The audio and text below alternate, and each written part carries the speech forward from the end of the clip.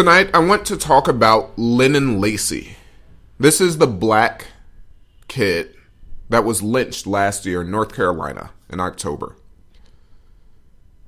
And what I'm going to say is probably going to offend most of you. I'm going to be stepping primarily on toes. But let's just be completely honest, if we can, for a second. See, everyone knows that Lennon Lacy was lynched, right? The white supremacists down there in North Carolina and Bladenboro, they came out, they lynched him and left his body there in broad daylight in 2014. But can we be perfectly honest? They weren't the first people to lynch him. See, I'm not going to justify this in no way. It's to justify what they did, because it's never wrong to just come out and lynch our boys. But I'm telling you, when you go look at the stories, all the news reports, black people don't understand that we're just being made fun of. We're being mocked. See, when you don't understand white supremacy, you don't really understand what you're reading. See, first off, they put in the headlines, since they couldn't hide it, since this story was out there. They couldn't cover up this story. So they said, this black boy was lynched down in North Carolina, and this is a place that the blacks down there, they call this place Cracker Town. They call it Cracker Town, and black people, this was made to placate you.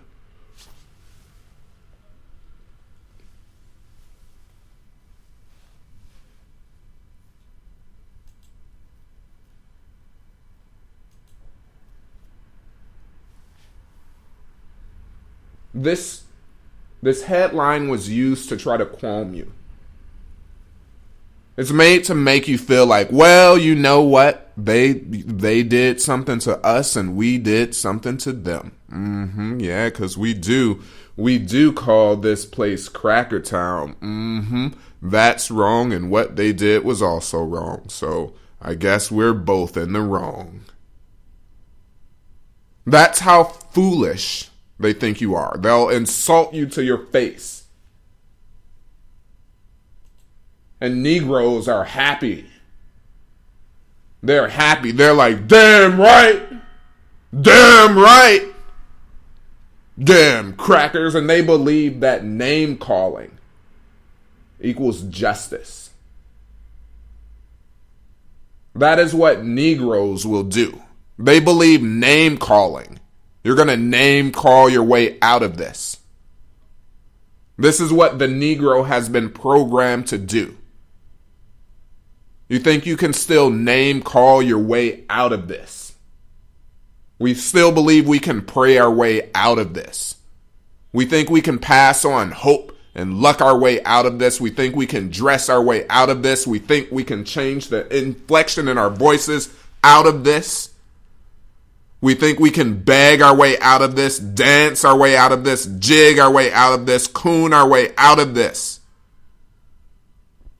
And it won't be working. How is it working out so far? This is why you don't hear me name calling. Because you cannot name call your way out of white supremacy.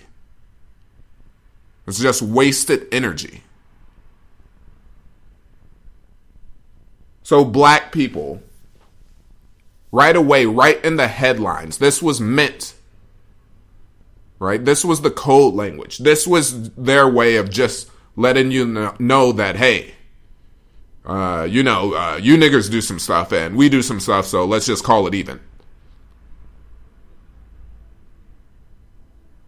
And when black people read these stories, they accept that. They say, makes sense. They did wrong, I did wrong. I guess we were both wrong. We'll call that even. I stepped on his shoe and he shot me. Sounds about even. Even trade-off. We both made mistakes. Let's just call it even. Let's everyone just go home.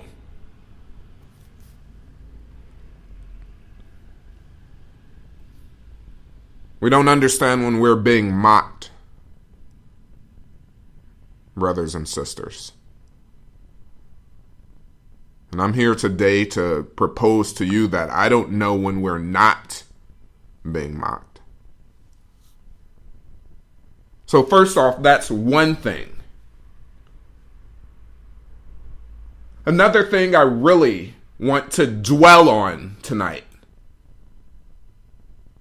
is the fact that Lennon Lacy, if we could be perfectly honest, if we could be as curt and frank and direct and articulate as possible, Lennon Lacy wasn't going anywhere.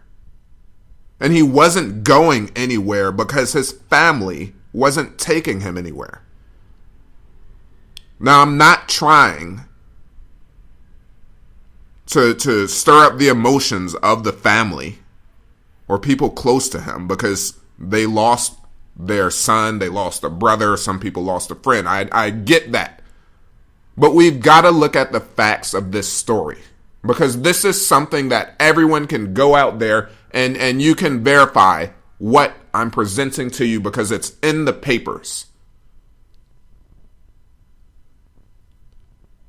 Lennon Lacy's dream was to be a professional football player. And is it, let me just throw this out there. This is also, his dream was to go work for the same group of people that killed him. Thought I'd just throw that out there right now. But anyway, his dream was to be a professional football player. And later on in the story, they mention that he was last seen in his Jordans, brand new $130 pair of Air Jordans. And also, by the way, I forgot one little detail. Later on, they mention when his mother could afford it, she would lend him $7 to go to the gym to work out. That's the last detail I forgot to mention. Now, can someone tell me, where was Lennon Lacy going? From this poor, impoverished, dusty family with nothing, they don't have $7 for their son's dream. They lent him the money. Brothers and sisters, I am not making this up. Go read it. Blacks, we're always given a platform. White supremacy will always give you a platform to stand up, to say something foolish, to just babble whatever idiotic nonsense comes out your mouth. You'll always be given a platform for that. Every single time you knock on the door, hi, I'm a black man with something intelligent to say. No one's home. Let me try again. Hi, I'm a black man with something intelligent to say. Well, that's strange. No one's home. Hey, LeJamar Quavius, can you try the side door? Just 30 meters away from me. I'm out here. I'm a black man. I don't really have nothing important to say. I want to talk about like my swag. Hey, come right in. What? You want to talk about your swag? Yeah, I want to talk about my swag and how I got much more than you. All right, cool. Here, I've got this platform for you. Here are some cameras. Why don't you get on TV and explain to everyone how much swag you have and how many units it is and how it's much more than mine. And by the way, we'll put you on the radio. Are you into modeling? We'll put you on the cover of some magazines. And let's get you to talk to some teens. And let me ask you some questions about some important issues. See, you'll always be given a platform to just show how stupid you are.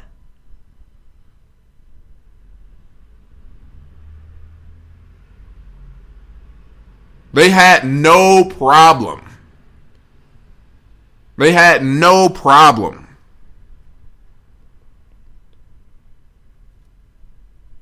putting that out there for you. And white people understand this. See, the reporters that wrote these stories, they were laughing at you. They were mocking you. Because they understood. Because they have children also. They have nephews. So when they sat there and interviewed you about your life,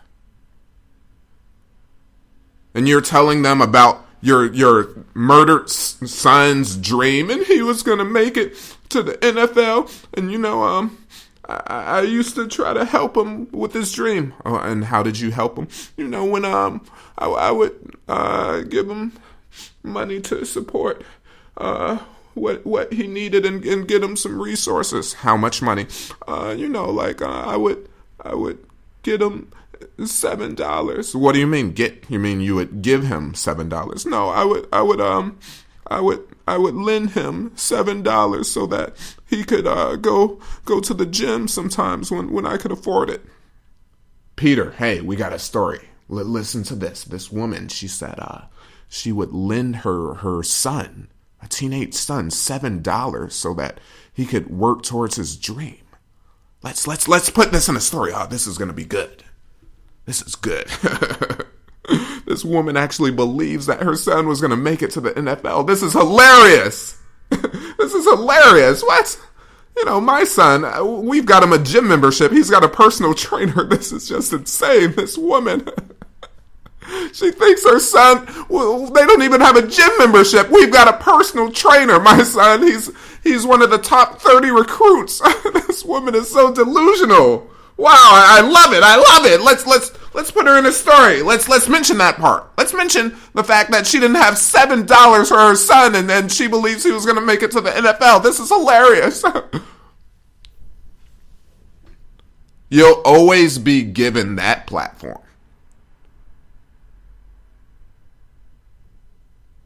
See, they had no problem putting that out there. They had no problem putting that out there that you guys were just broke. Flat broke. Not even broke is a joke. Jokes need money. Because time is money. You guys are just broke. Have to lend your 17-year-old son $7. And supposedly, he was going to make it all the way to the top in one of the most competitive sports in America. And he's competing against other teens whose families have money, whose families put them into football camps, whose family hire professional coaches, speakers, ex-NFL players to come guide them. See, black people, we don't understand when we're being mocked. So I'm asking you, where was Lennon Lacy really going?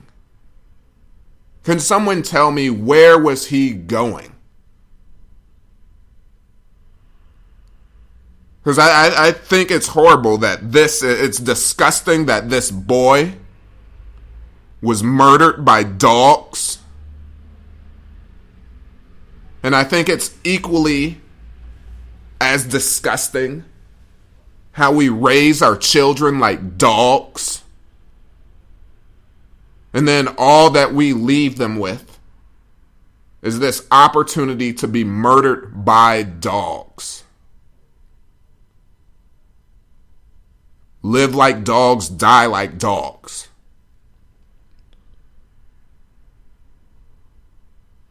Still thinking like old niggas.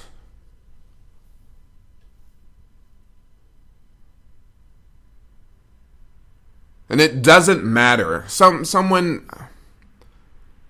is going to say, okay, well, one of the stories they said Lennon Lacy bought those shoes. It doesn't matter. Does it really matter who bought those Jordans? What we know is that he didn't come from a home that prioritized financial planning.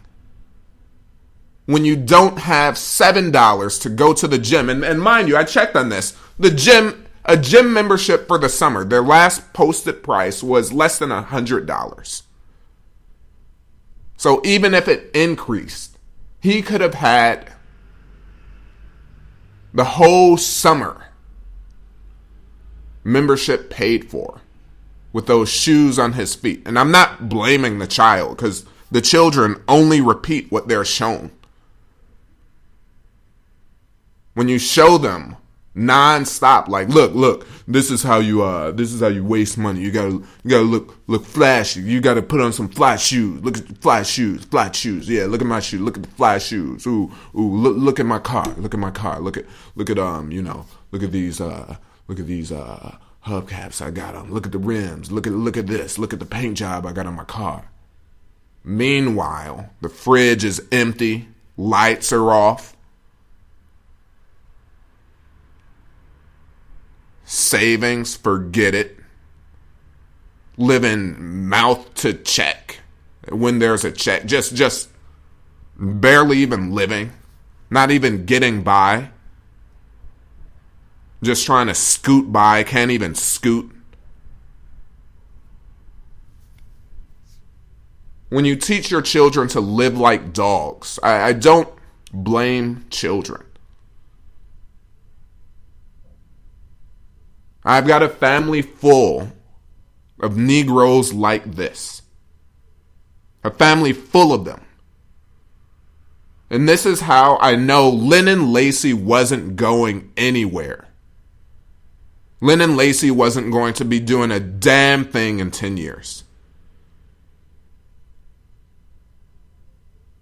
When you come from a family that just teach an environment that teaches you nonstop to think poor, to act poor, to behave poor, to live over in the gutter, to continually set yourself up nonstop, whatever you can do to sabotage yourself, do it.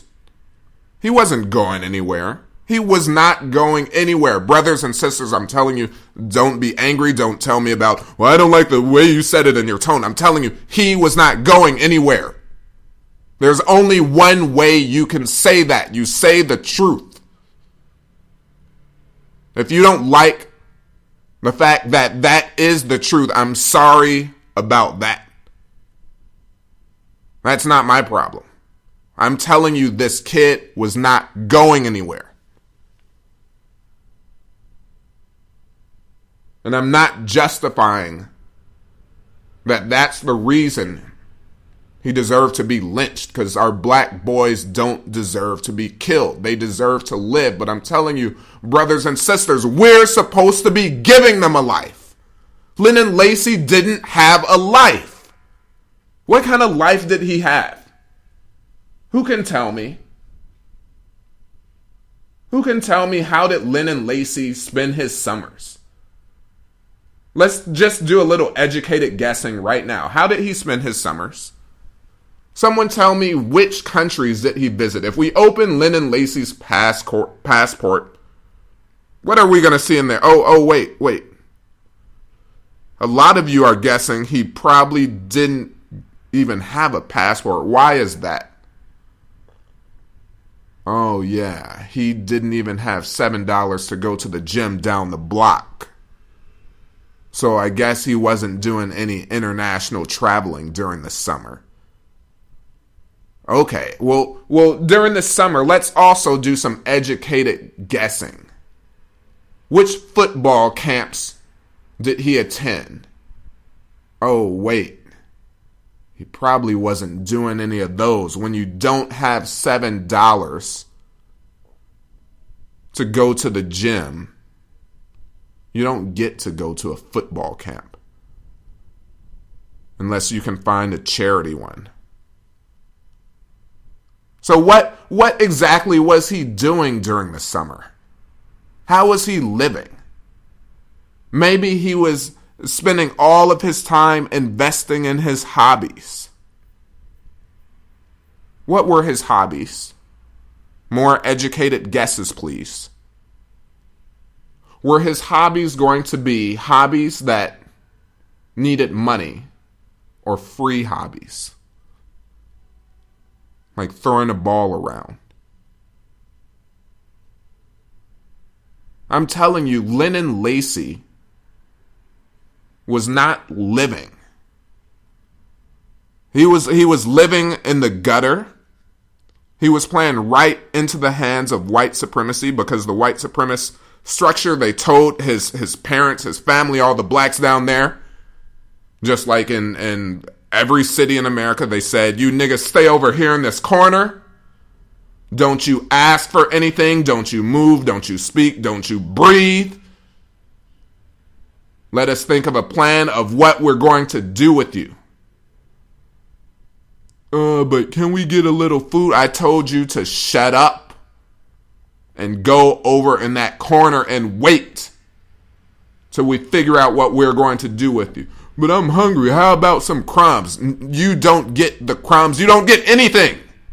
You're going to sit over in that corner and you wait. And that's exactly what his family was doing. Broke, poor, no plan, nothing, just waiting to see what was going to happen. Waiting to see if they would be able to get some crumbs.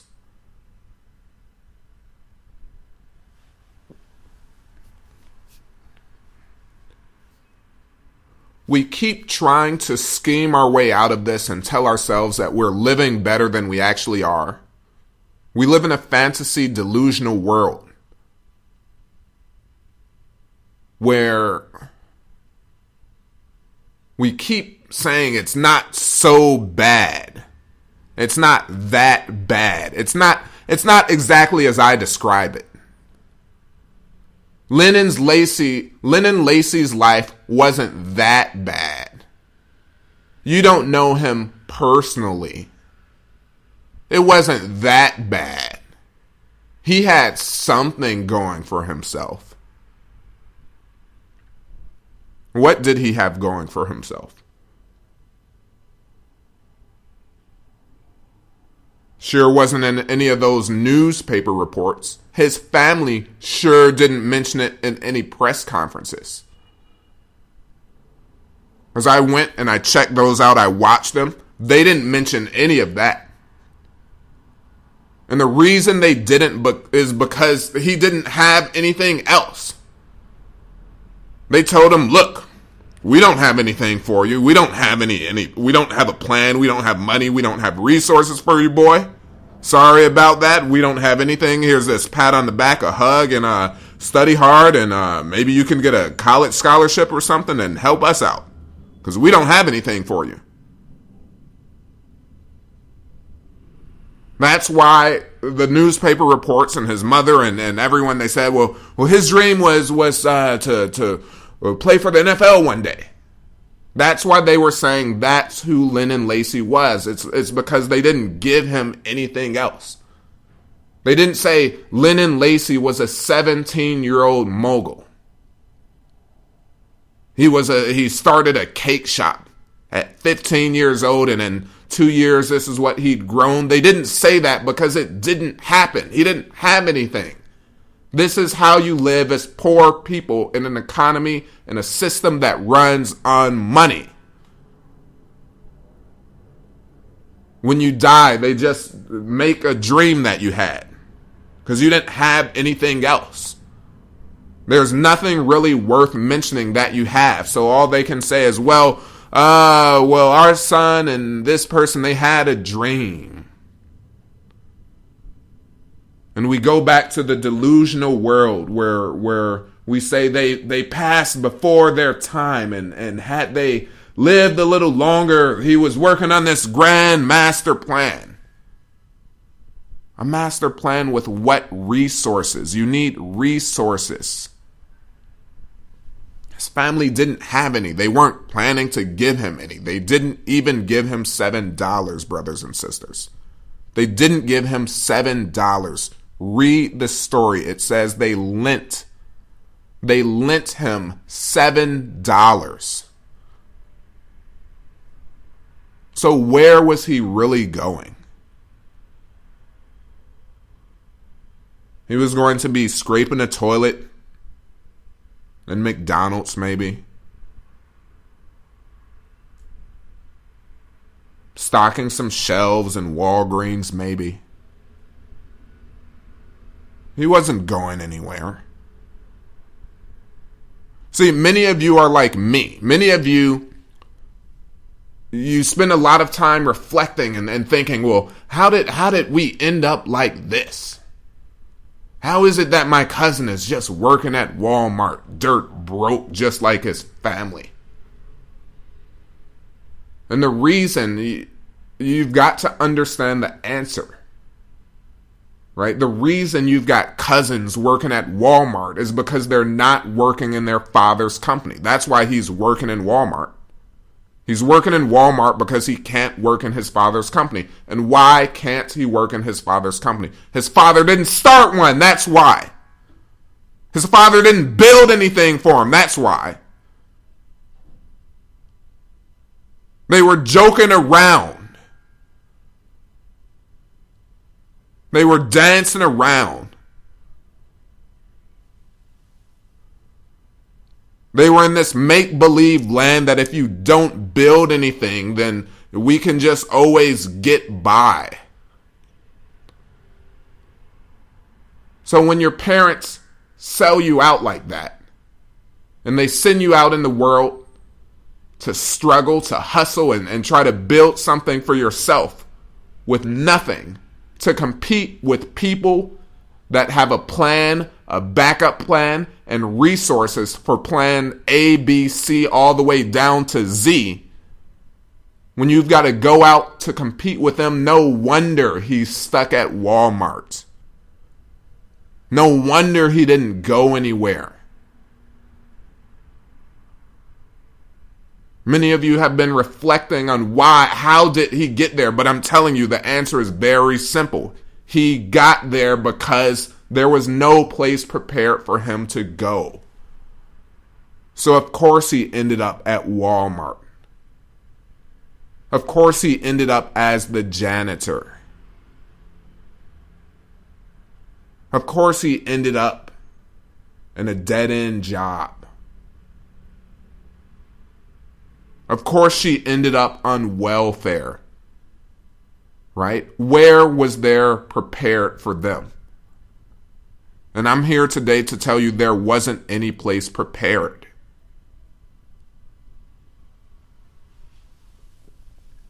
Lennon Lacy wasn't going anywhere. Get that through your heads.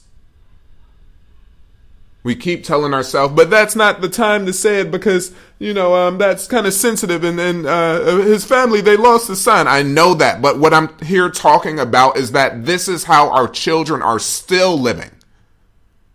If I could use that word, living. I'm saying this is how they're still surviving. And they're not even surviving. Look at Lennon Lacy. I'm saying this is the life they have. This is how you live under the system that we have like right now, like dogs. And this is what you accept. And you're still trying to make excuses and say that, well, we're not supposed to talk about it. The only reason I'm using Lennon Lacy's story is because this is something you can go check for yourself. The information we have is out there about him. This is a simple case study. I've never met his family. I only know I know enough from what I read. They didn't build anything for him. He wasn't instructed on how he was supposed to live his life. That's why he didn't understand that 31-year-old white woman with 2 kids, that was his girlfriend. That's why he didn't have a problem being with her. That's why he had time for her and her kids. Go read the stories. It's because he wasn't actually instructed on how to live a better life in the future. He was preparing himself to be right there in the gutter, in the bottom of society with his parents. She came along and just made everything easier. Shoot, got this fine white woman, 2 kids, perfect. She's dirt broke, perfect. Yeah, and I'm going to go to the NFL. Yeah, and this all sounds good, and let's just, let's go back in our fantasy land, and things are going to work out. And hopefully, in 5 years, I'll be right back here. If you ever leave, that is.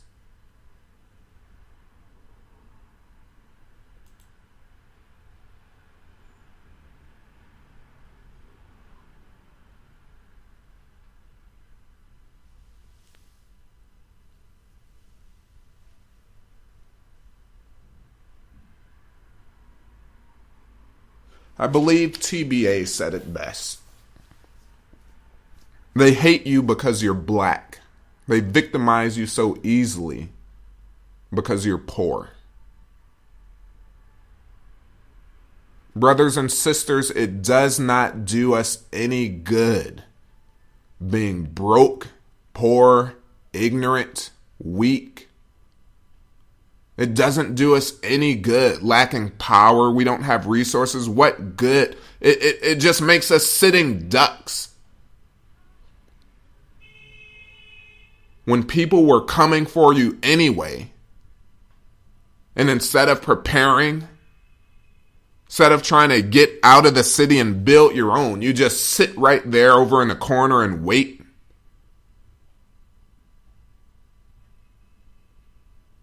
They tell you, you Negroes just wait over here.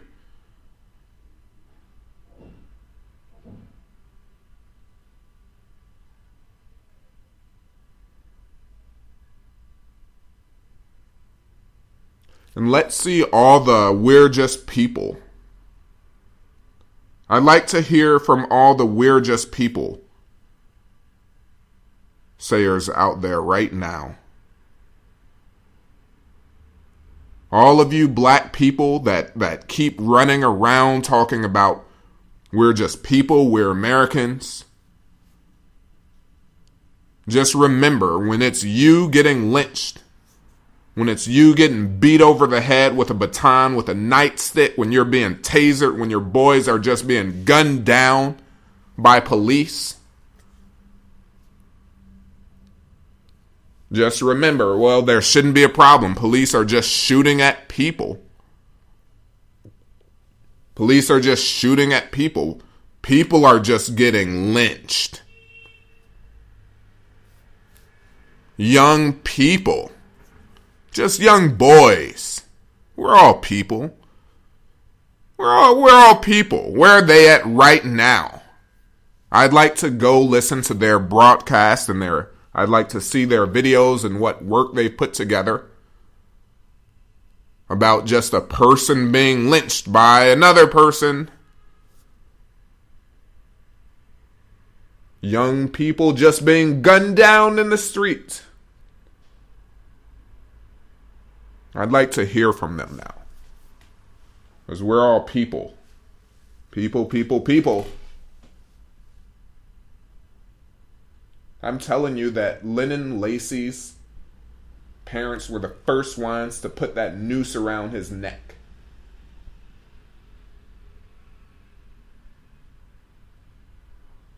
It doesn't help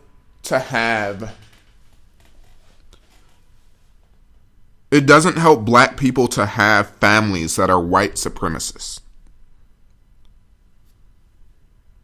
See, this is a huge problem that I have in my family. And when you understand what you're dealing with, you better run as fast as you can. You get the hell out of the room. You get to a safe place and you develop a plan to make sure that you're going to fight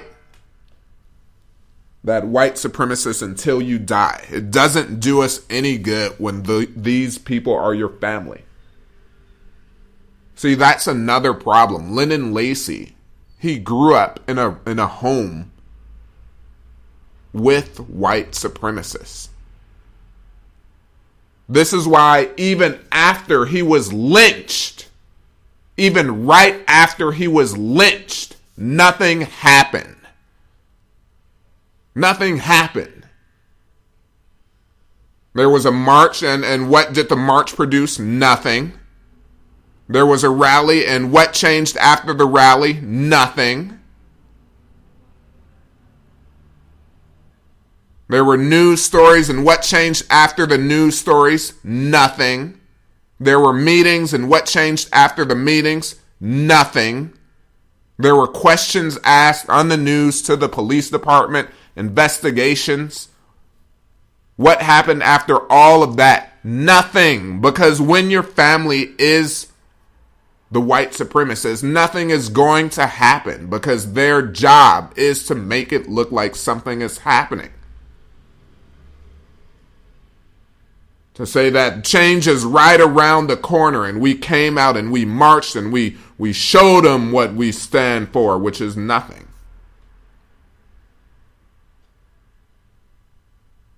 Now, if his family was serious, about change, which they aren't.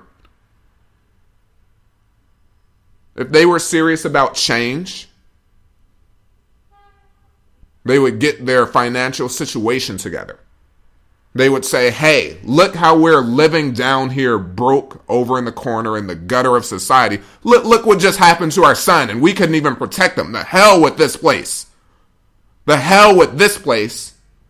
I'm going to get to a place that's black, where we have power, wealth, and influence, where it's not okay to just murder black boys. To hell with this place.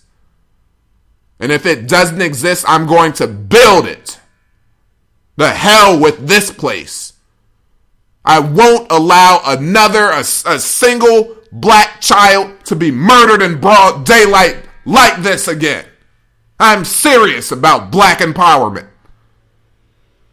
I'm going to build the city. I'll build an independent economy. I want power. I want wealth. I want influence. And then we'll be able to protect our boys. So you would have your actions change. You would have your actions change if you were expecting real change. Because marching for a day, that's over after 3 hours. That's just a quick march and a lunch. White supremacy is not scared of that. Let them march. It'll be over by the football game tonight. Let them march. Let them go on the news. It's okay, like 5 minutes. We'll give them a little 5-minute segment. No one is afraid of that. That's just a little litmus test. They're like, let's see how this goes over. Let's see how people react. Let me just make sure they're still asleep. Cool. Everyone in the town watched it. And they're planning a march. Okay, let's see how that goes. Good. They just cried and shouted a little. All right, cool. Nothing's changing. See, they're more than happy. They're more than happy to give you that opportunity. This is just a little social experiment. They just had to confirm. Can we still lynch black boys in public? Let's do a little check and see. Were they a little sad after like usual? Check, as expected. Did they march? Check, as expected. Did they contact the local NAACP chapter? Check. Did they pray? Check. Good. And let's see, what else do those blacks always do? Oh yeah, did they pray some more? Check. Then did they talk about this is a time of coming together and healing? Check. Good. All right, cool. Well, looks like things are running smoothly here. No problems. Did they beg us for another investigation? Check. Now, I'm not exactly sure how that works. If someone could explain this to me, how do you ask the same people that are covering up your son's murder to further investigate it? See, the reason you're asking the conspirators to help you is because we don't have our own independent investigating companies, detective agencies. When you don't have that, the only thing you can do is beg. Shoot, you don't have it. What are you going to do? Who are you going to call? Who's going to investigate your son's death? Who? You don't have those services available. You don't even have a gym for your son to go to, yet alone a company that's going to specialize in forensics. They're going to investigate. They investigate murders. They're going to examine the body.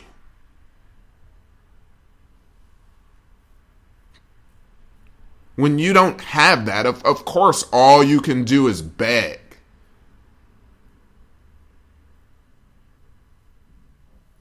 Right? The police, they came right away. Go check this. All of the stories, they said the same thing. When the mother arrived at the crime scene, they were wiping their hands. That's a wrap. Took down the crime scene tape. They said, well, this area, it's okay. Let's call it a wrap. Looks like it was suicide. Definitely suicide. Cool. Everything's, that's a wrap. We're out of here.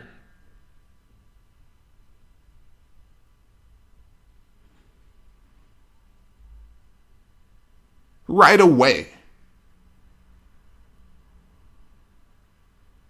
Meanwhile, when there's really a crime, when a real crime is committed and they're determined to figure out what happened, don't you dare even get close to the crime scene. But in the case of Lennon Lacy, why do we even need this crime scene tape? Get this stuff out of here. How dare you leave it here for 3 hours? It's a wrap, boys. That was a suicide, definitely. Killed himself. Oh, but are you sure? Could you investigate it further? Ma'am, he killed himself. These young kids today, we're all people and we're all people, and that's just what these kids do, the Facebook and Twitter and tweeting and MTV and hanging themselves and drinking. That's just what kids do today, ma'am. Are you sure? He didn't seem like the type to want to hang himself and beat himself and leave knots on his head and switch his shoes. And are you sure? Do you think it could have been like because of that white woman he was with? Ma'am, no. Don't do that. Don't do that. I'm helping you here. Don't you understand all of the people I've got to work with? Don't you know I'm on your side, ma'am? I'm on your side. Don't you say that. I'm doing everything in my power to help you, ma'am.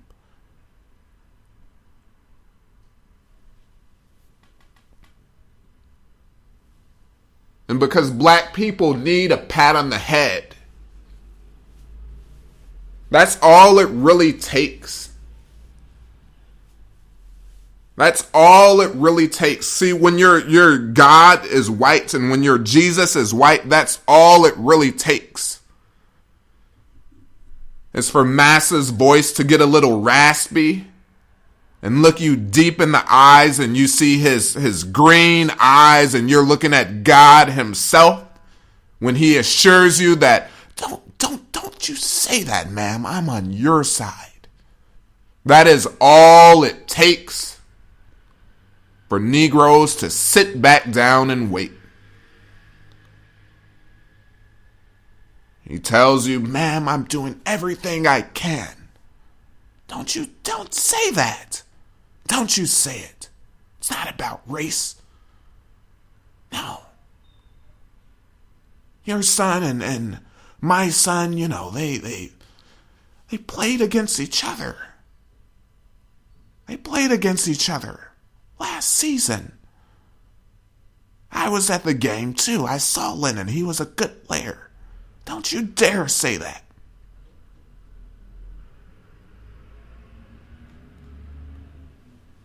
He was going to be a football star.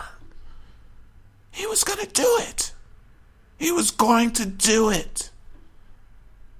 It's just a shame that the people that killed him were dogs. I'll do everything I can. Are you sure, massa? Yes, I'll do it. Just calm down. I'm on your side.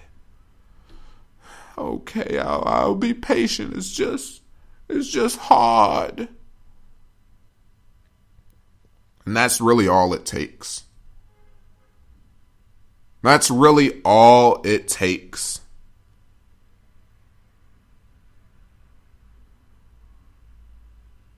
And this is where compartmentalization plays in.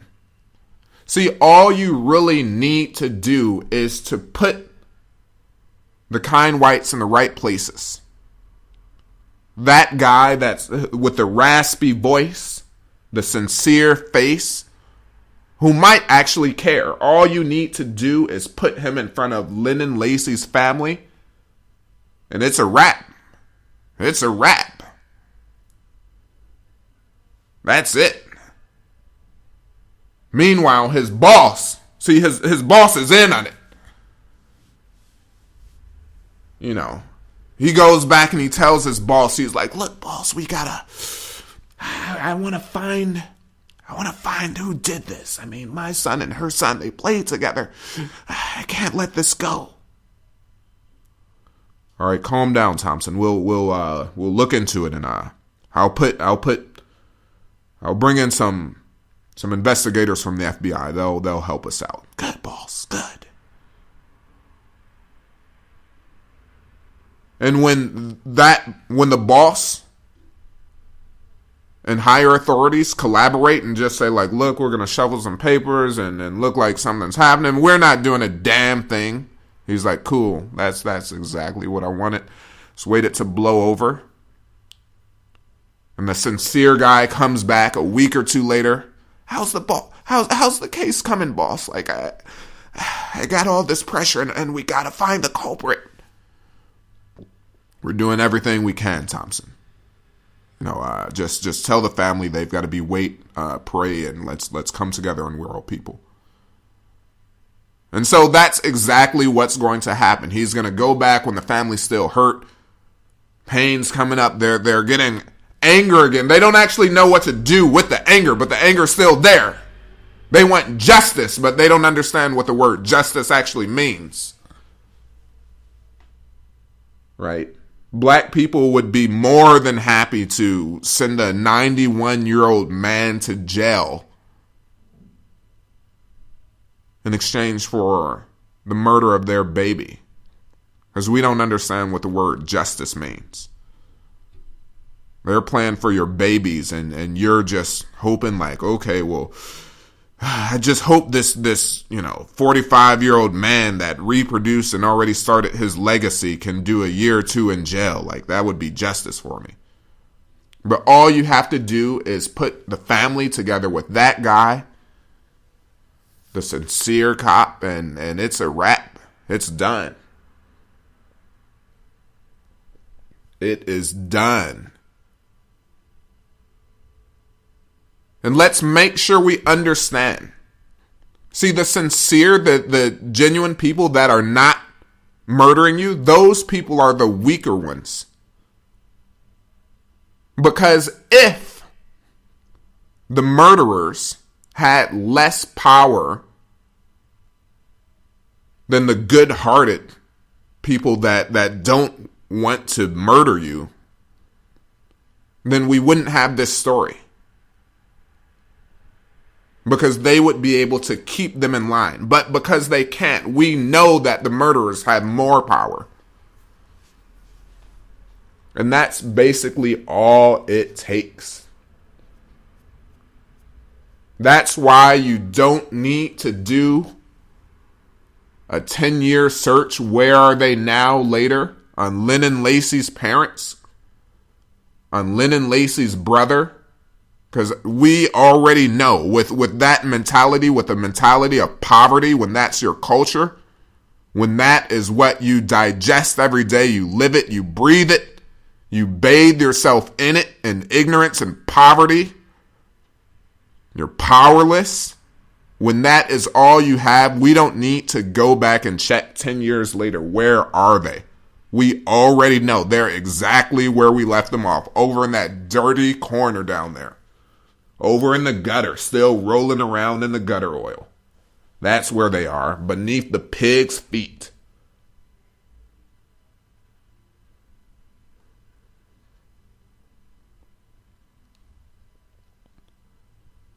We've got to stop raising our children like dogs. Our children deserve better. They deserve a chance at life. We've got to adopt a mindset of black empowerment, building power, wealth, influence, power, wealth, influence, power, wealth, influence. That should be what you eat, what you drink, what you smoke, what you sleep in, what you bathe in, what you wear to sleep, what you clip your nails with, what you put in your cup of water, what you roll around in, what you comb your hair with. That is what you use. Every day, black empowerment. How can we build power? How can we build wealth? How can we get power? How can we get wealth? How can we build an economy? That is what you're supposed to digest. Instead of digesting white supremacy nonstop, which is what his family did. Because that's the inverse. Right? White supremacy is simply the inverse of black empowerment. Black empowerment is asking, how can I build more power? How can I amass more wealth? How can my influence become greater? White supremacy comes in, and when you indoctrinate yourself with that, and you accept the teachings, then you're just simply asking yourself, how can I become more powerless every day? How can I just stay broke? How can I be broker? How can I be poorer? How can I have less influence? I know I'm already poor over in this welfare home, but how can I have less influence? Maybe I could be a baby mama. Ooh, yeah, then I'll have less influence than I had before. How can I have less power? I mean, like I've got a little power in this one block radius here, but maybe that's too much for me. How can I have less? Why don't I become a liar? How can I have less wealth? Well, I actually don't even have wealth. I just have a little money. But for me, since I'm a white supremacist, that's not good enough for me. What I would like is less money. Why don't I go buy a pair of Jordans? But still, then I'm just broke. That's not good enough for me. How can I have less? Why don't I borrow money to buy the Jordans? These are inverses, brothers and sisters. When you have Negroes that are talking about shoes, cars, vacations, things, clothes, you're dealing with a white supremacist, and you need to understand that. Because they're talking about passing on poverty to their children. You're either giving your children wealth or you're giving them poverty. We keep trying to think, well, maybe I don't have to give them wealth like what you're saying. Okay, then you just gave them poverty. Go ask my cousin. He's working at Walmart. His parents didn't give him wealth. His parents didn't give him wealth. His parents didn't give him poverty. Go ask my cousin. He's working at Walmart. His parents didn't give him wealth. His parents didn't give him poverty. Oh, wait. So what did they give him? Oh, yeah. You said that, Birdy. You said they gave him poverty. How's that working out for him? You see how your family sold you out? You see how that works? They were lazy. First off, they were white supremacists, but aside from that, they were just lazy, selfish. They couldn't be bothered to make a plan for you, so they were like, you just do you. What do you want to do? You do it. You do you. You just do your thing. Do your thing. Money's not so important. In a world that runs on money, by the way, money's not so important. In the most prosperous country in the world, by the way, money's not so important. In a society that is built on money, money's not so important. Come on, let's just go get you some Jordans and call it a day. Gave you my spirit. That's enough. With my spirit, you can take on anything. Can I take on 10 pounds of rice from the supermarket? Well, no, not with my spirit, but with my spirit, you can take on anything. Like what? Well, you can conquer mountains. Okay, can I buy a mountain of rice? Rice fields and paddies? No. You can conquer anything with my spirit. Okay, for example, what can I conquer with your spirit? Well, you can conquer your inner self. And after I conquer my inner self, how do I feed myself? You just do you. You do you. You're smart. You'll figure it out. What your parents really just told you is that they could give a damn about your future. What they really just said is they could give a damn about their grandchildren. Because when you don't have enough money to feed yourself, how the hell are you going to raise children? How are you going to reproduce? Where's the legacy? How does your bloodline continue? Oh, it doesn't.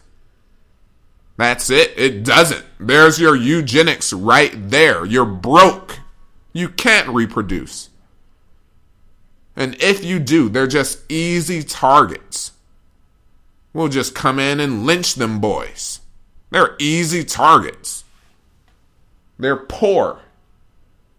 And we keep trying to pretend that being poor doesn't matter. We keep saying, well, this is America. It's okay. We've got programs that are meant to catch you and you can get back on your feet. No, they catch you and they keep you poor. America is no different than every other country in the world. In every country in the world, poor people always come up short of their head.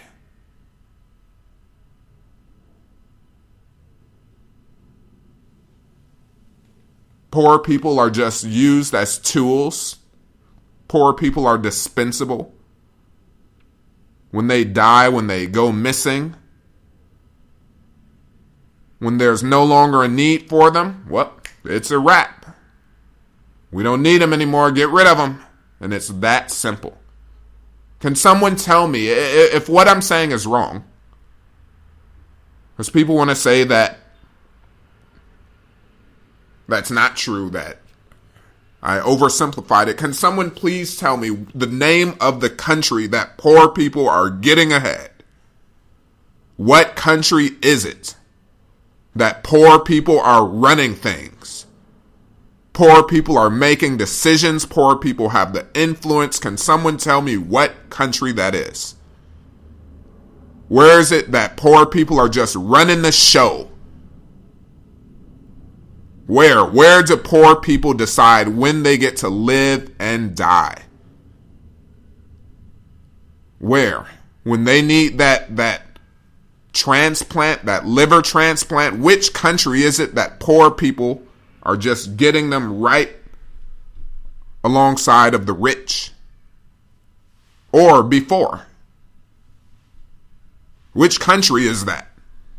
Which country are poor people eating better food than rich people? I'd like to know. I would like to know the name of the country. Is that in Switzerland? Is it in Nigeria? Is it in Vietnam? Is it in Colombia? Is it Iran? Which country is it that poor people are living better or equally as well as rich? When your parents sell you out, they give you all sorts of excuses like that. And they tell you that the most important thing you're going to need in the future to live is not important. Because they couldn't be bothered to build anything for you. They couldn't be bothered to build an economy for you. They couldn't be bothered to start any companies. They couldn't be bothered to prepare a position for you to work in one day. So, when someone just marches up, lynches your boys in broad daylight, they look surprised because they can't figure out how and why. How is this possible in 2014? How is it possible? Well, everything was set. I mean, that was the perfect opportunity when you don't own anything. Imagine Lennon Lacy hanging from a swing set. Someone tell me about this. What would have happened if Lennon Lacy was hanging from a swing set in a town where blacks owned all the property,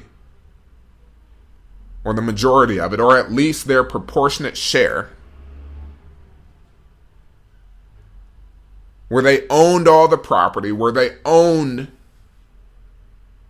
a block full of businesses, if that were all black owned, where they controlled the government, they fund the police, what would have happened then? When you own everything, when the police are getting a little cut from you, when you guys pay the politicians, when you control and own everything, how would have that gone over? How long would that investigation be taking? When you can simply cut the check off. All the people you're paying, all the businesses you control, all the property that you have, you just say, hey, look here. We won't stand for this. So until you guys can figure out what happened to this little boy here, we're going to cut you off financially. Economically, we're going to punish you.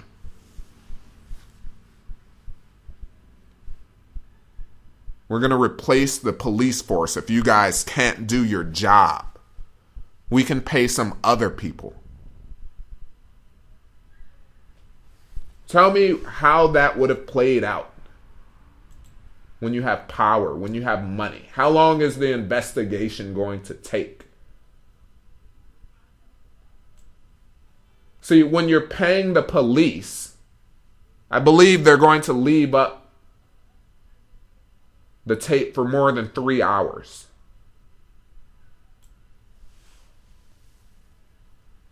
When you're funding them, when your dollars are going into their pockets and they know it, I believe the crime scene tape doesn't just come down after 180 minutes.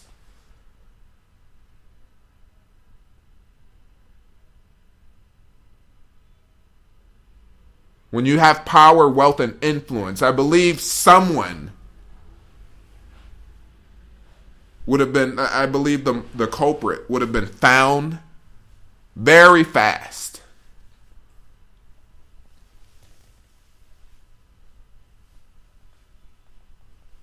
This concludes tonight's broadcast. I'm your host, Birdy Tolar.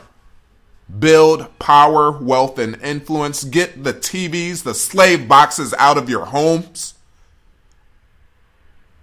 If you're black and you're still watching TV and worshiping white supremacy, you need it out of your home, or just be ready for the noose to come around your neck. And don't come asking me for any sympathy later. Because when you were supposed to be building your power, your wealth, your influence, your economy, you couldn't be bothered. You were too busy watching TV. And when the noose hits your neck, don't come try to befriend me then, because I'll be with the other blacks that are like-minded in building power, wealth, and influence.